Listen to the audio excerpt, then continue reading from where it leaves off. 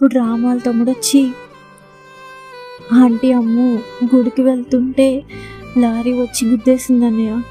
ఆంటీకి డ్రైవర్కి చిన్న చిన్న దెబ్బలు తగిలాయి, కానీ అమ్మ ఆటోలోంచి కింద పడిపోవడం వల్ల ఎదురుగా వస్తున్న కారు గుద్దేసింది. చాలా ఇంజురీస్ అయినాయి. డాక్టర్స్ ఏమో బ్రతకదు, తీసుకెళ్ళిపోమంటున్నారన్నయ్య అని ఏడుస్తూ చెప్తున్నాడు.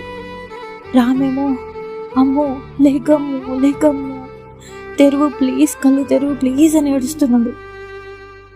రామ్ గట్టి గట్టిగా అడవడంతో సడన్గా అమ్ము కళ్ళు తెరిచింది. రాముని చూసి బుజ్జి అని అంటూ గట్టిగా తను చేపట్టుకుని తను చనిపోయింది. ఒకేసారి రామ్ సైలెంట్ అయిపోయాడు. మొత్తం అంతా సైలెంట్ అయిపోయింది ఆ ప్లేస్.